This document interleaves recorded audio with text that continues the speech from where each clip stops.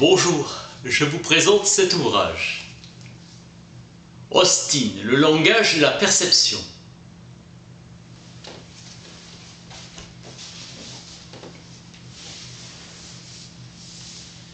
Aucun livre publié durant sa courte carrière.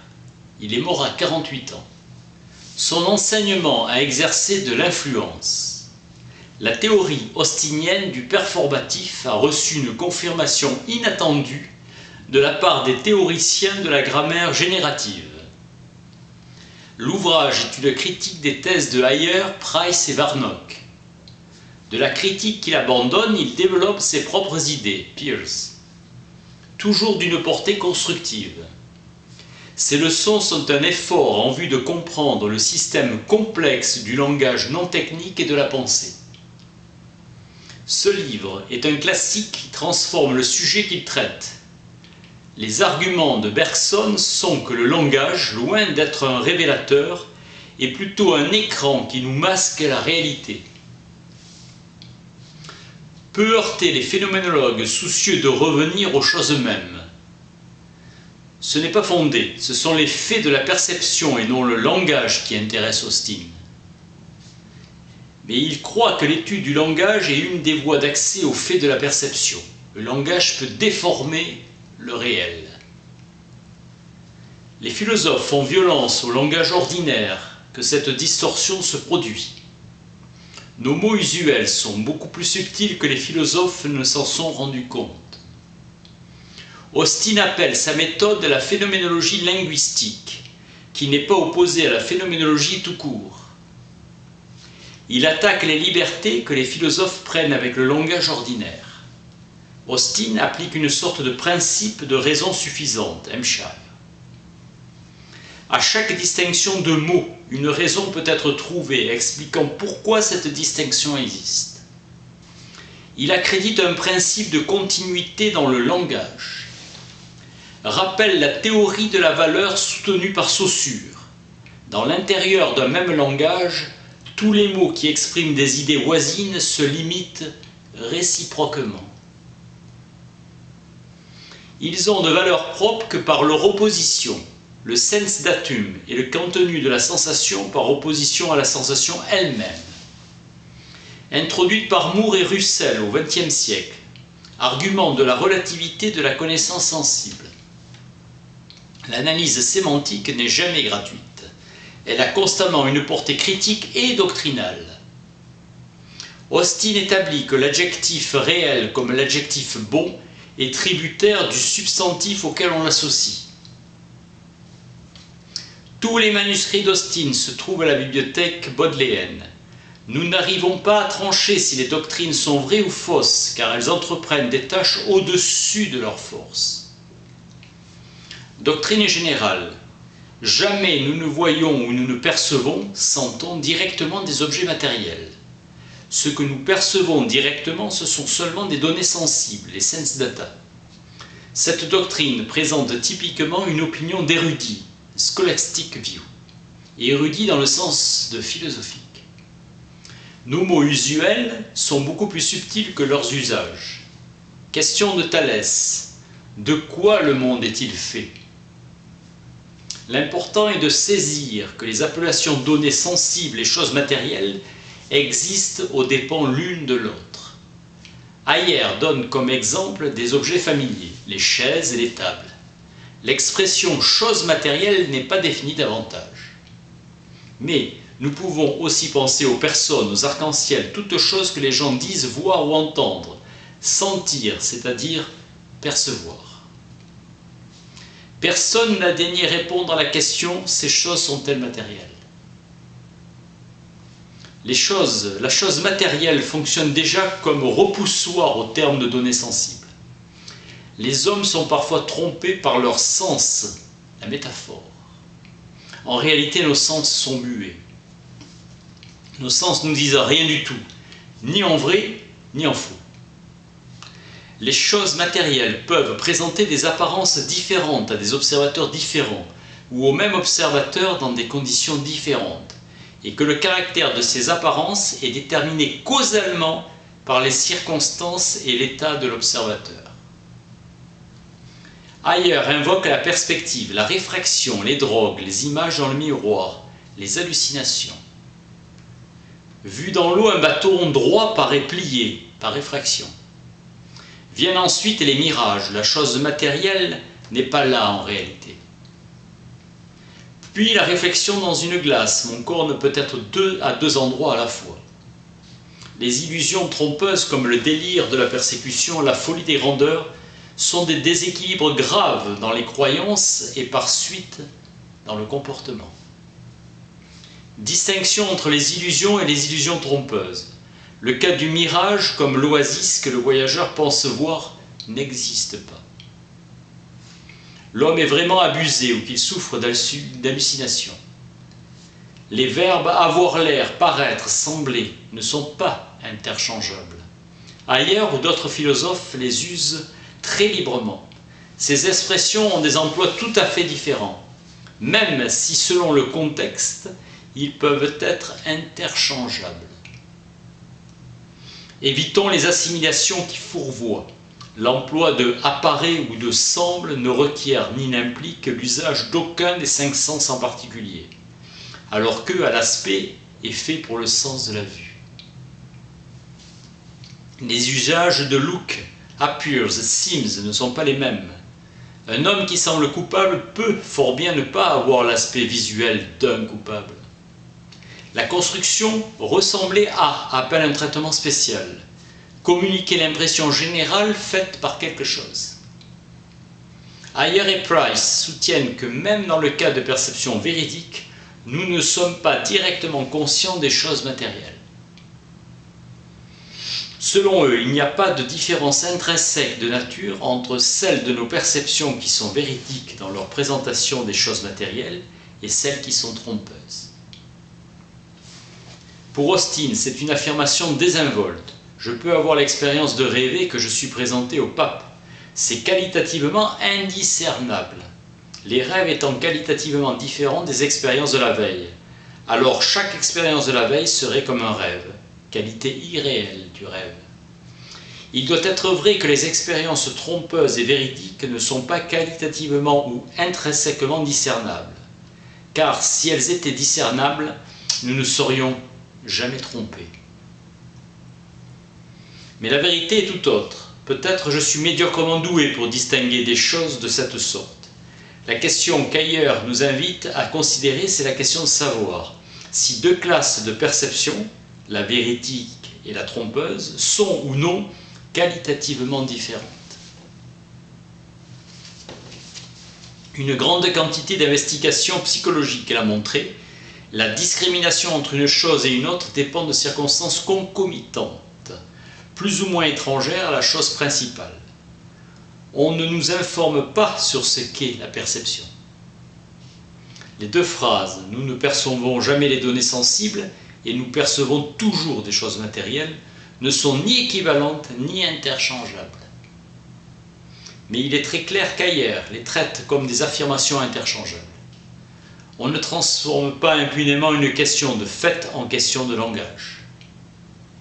La question à laquelle l'argument de l'illusion s'efforce de fournir une réponse est une question purement linguistique. Ce n'est pas une question de fait. Elle traite non de ce qui arrive, mais de la manière de parler de ce qui arrive. Pour ailleurs, réel et forme réelle peuvent parfaitement bien être utilisés pour signifier tout ce que vous voulez. La véritable opinion d'ailleurs, c'est qu'en fait, nous ne percevons que des données sensibles. Alors, toute discussion philosophique sans exception serait purement verbale.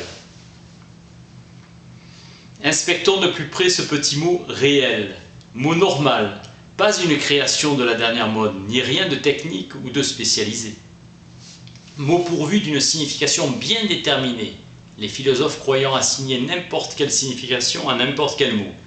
On ne peut plaisanter librement avec lui. Habitude qui rend pratiquement inévitable la déformation. Le mot réel n'est pas ambigu. Une forme réelle est pourvue d'une forme connue et dénommable. L'emploi du mot réel est tributaire de l'emploi d'un substantif. Ces diamants sont réels. Il peut ne pas être réel, mais être une hallucination réelle, ou un caprice de notre imagination. Nous posons la question, est-ce réel ou non? Quand un doute nous assaille d'une manière ou d'une autre, les choses peuvent ne pas être ce qu'elles paraissent être. Pareil pour le même, qui est un cas plus connu. Le mot réel sert à exclure plutôt qu'à désigner une qualité positive. L'expression « un canard réel » ne diffère de l'expression plus simple « un canard » que dans la mesure où on l'emploie pour exclure les multiples manières dont un objet peut être un canard non réel. Un canard postiche, un jouet, une image, un leurre. La tentative de découvrir une caractéristique commune à toutes les choses qui sont ou pourraient être appelées réelles est vouée à l'échec. Le qualitatif réel exclut les objets non réels. Le mot réel est un terme de cotation, mot englobant au sein de tout un groupe de termes remplissant la même fonction comme vrai ou digne de ce nom. Le mot réel est un mot ajusteur. Ce sont des mots par l'usage desquels d'autres mots sont ajustés aux exigences innombrables et imprévisibles que le monde impose au langage.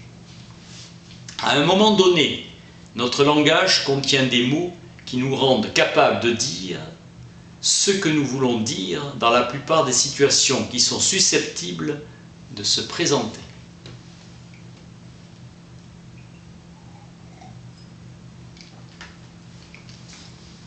Mais les vocabulaires sont des ensembles finis.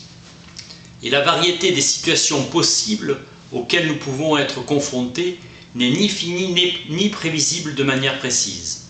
Dans la pratique, des situations se présentent qui ne peuvent être traitées avec le vocabulaire dont nous sommes équipés. Comme est le mot ajusteur par excellence. Le moyen principal d'assouplir le lexique. Grâce à lui, en dépit des limites de notre vocabulaire, de demeurer confiné dans un mutisme complet. Comme un, mais pas réellement un. On se libère de notre incapacité. On ne peut formuler de critères généraux pour distinguer le réel et le non réel. En philosophie, nous ne faisons la distinction entre un réel X et pas un réel X que s'il y a une manière de distinguer la différence entre ce qui est un X réel et ce qui n'en est pas un 1. Pour ailleurs, le mot réel peut être employé comme chacun le désire. Distinction dans la pratique entre apparence et réalité. Ailleurs distingue les perceptions qui sont qualitativement trompeuses. Les données sensibles dotent les choses matérielles de qualité qu'elles ne possèdent pas réellement. Ou que les choses matérielles qui semblent nous être présentées par la médiation de données sensibles n'existent point. L'expression trompée, le leurre peut être considéré comme qualitativement trompeur, comme dotant l'objet matériel de qualité qu'il ne possède pas réellement. La différence entre trompeur et véridique ne dépend que des qualités intrinsèques des données sensibles. Ailleurs ajoute ce qu'il appelle la permanence sensible et la mesurabilité. Ce qui est erroné chez lui, c'est qu'il fait une analyse de ce qui est véritable. Percevoir un objet n'entraîne pas l'implication qu'il existe. Il y a un sens de voir dans lequel dire que quelque chose est vu n'implique pas dire que cette chose existe. Le prétendu second sens de voir n'impliquerait pas l'existence de l'objet vu. Selon le même sens second de voir, l'objet vu ne peut sembler posséder des caractères qu'il ne possède pas réellement. Il ne faut pas confondre une extension de sens avec une différenciation de sens. L'existence de plusieurs descriptions d'objets n'implique pas celle de plusieurs objets. À la multiplicité des manières de décrire un objet s'ajoute la multiplicité des manières de le voir. Plus que l'argument de l'illusion, c'est la conception relationnelle de la perception qui suscite les données sensibles comme relation de la perception. Désir ardent des philosophes d'atteindre la certitude absolue. On cherche quelque chose qui sera toujours vrai. Collusion entre la théorie de la perception et la théorie de la connaissance. La doctrine relative à la connaissance empirique et la doctrine des bases. C'est un édifice dont les étages supérieurs sont atteints par des inférences et dont les fondations sont les données sur lesquelles reposent ces inférences. Se demander si l'on pourrait s'être trompé, s'il y a quelque chose qui pourrait faire l'objet d'un doute. Chercher et donner les fondements, c'est chercher l'incorrigible. Heyer travestit sa propre position en la matière. Il n'y a pas de phrase épistémologiquement fondamentale. Il n'y a pas de phrase intrinsèquement incorrigible. Champ sémantique de l'exactitude. Ce serait une erreur de supposer qu'un accroissement dans la précision va toujours de pair avec un progrès.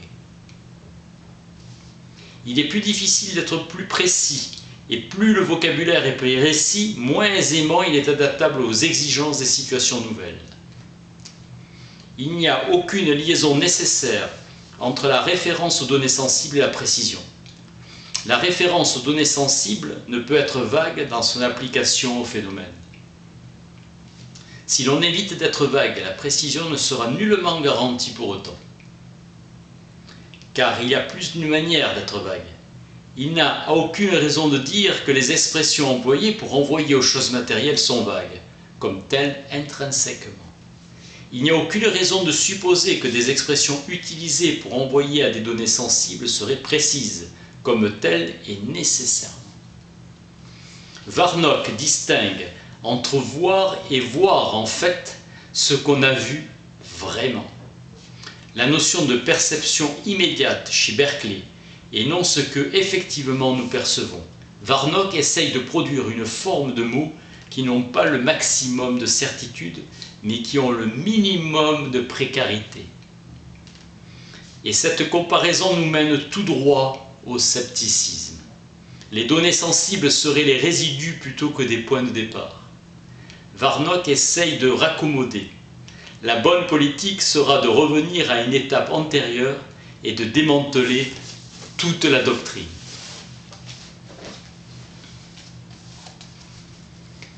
Austin, le langage de la perception. Merci.